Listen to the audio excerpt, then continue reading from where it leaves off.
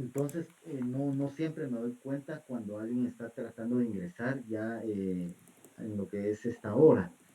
Por ello es el inconveniente, pero lo importante es que ya creo que todos están. Y bien, recién estamos empezando ahorita entrando en el fondo de la clase de hoy.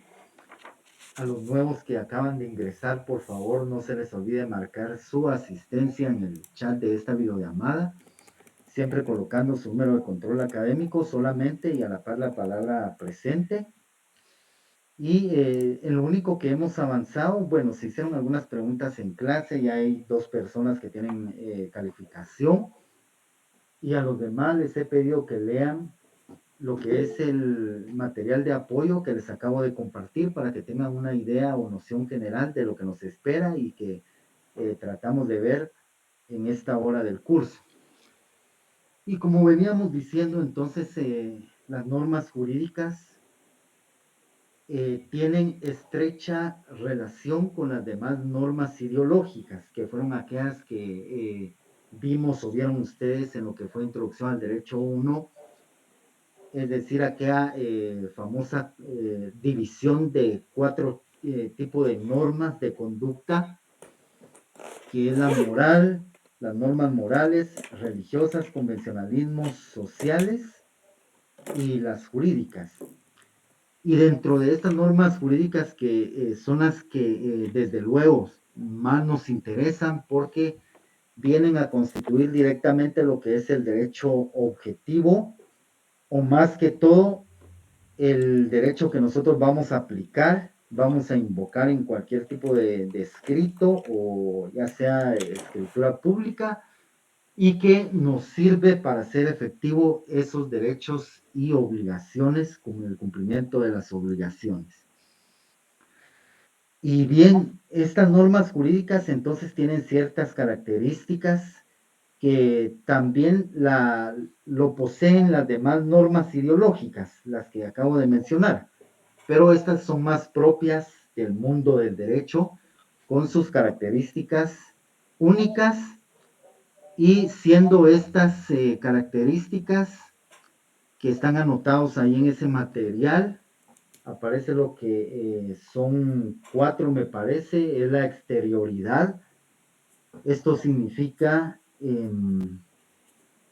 cómo se manifiesta y efectivamente al mundo del derecho le interesan más lo que son los hechos palpables, no tanto las intenciones o los pensamientos o los deseos, salvo en materia penal, que ahí sí importa bastante lo que es lo que la persona con qué intención cometió un hecho delictivo, ahí sí me importa un poco más, pero realmente el derecho en mayor parte o casi en la totalidad son puramente los actos externos lo que le interesan. Son aquellas manifestaciones palpables de voluntad de una persona y eso es lo que viene a regular en consecuencia. Y otra característica es la heteronomía. Significa quién es el que está creando el derecho y en este caso pues no existe una autonomía como tal de cada persona, no existe una conciencia, sino aquí lo que hay son dictados por parte del Estado o del organismo legislativo para obedecer o encuadrarnos en ciertas conductas. Por ello es que se denomina heteronomía porque el control prácticamente no lo tenemos nosotros, lo tiene el Estado supuestamente como representante de la sociedad y en democracia tomando la mayoría de la voluntad en cuanto a un tema determinado, estableciendo en consecuencias conductas generales y que tenemos que observar todos. Entonces, heteronomía es que alguien exterior las dicta, que alguien las impone. Y luego tenemos otra característica como lo es la bilateralidad, que esto también significa cuántas personas participan dentro de esa regulación de conducta. Y bueno, podemos decir que en el derecho siempre va a haber un sujeto activo y uno pasivo desde que nacemos hasta que nos vamos de este mundo. Siempre va a haber una parte y una contraparte. Eso es indudable. El derecho es entre dos o más personas. El derecho, pues, tiene objetivos solo regulando al hombre viviendo en sociedad.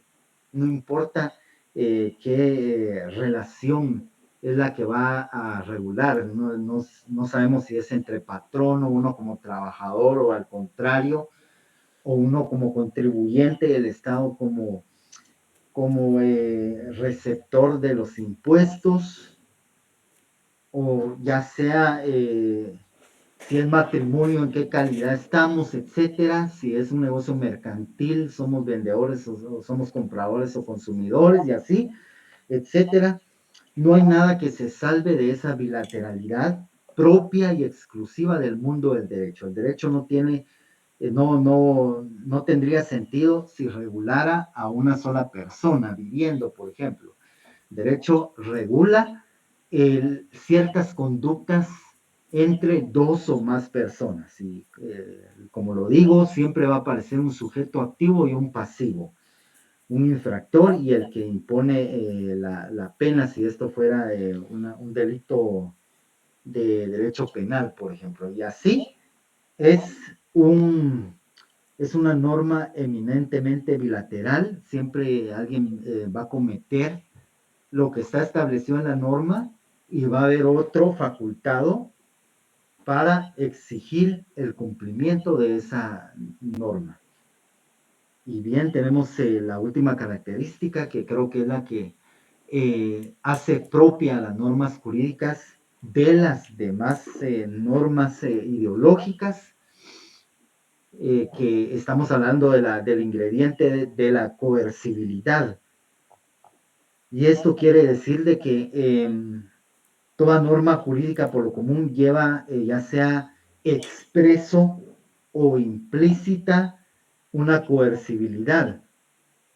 Puede ser bajo figura de advertencia o puede ser bajo figura ya de una pena. Pero sea como sea, siempre lleva inmerso lo que es ese incentivo, o ya sea, podríamos decirlo como amenaza, para que se cumpla esa conducta que nos están imponiendo, ya sea como quien dice, por las buenas o por las malas, ya sea de una manera voluntaria o quien quita nos obliguen mediante un juicio puramente ejecutivo para que se cumplan nuestras obligaciones. Esto según la materia de derecho de que se trate. O no digamos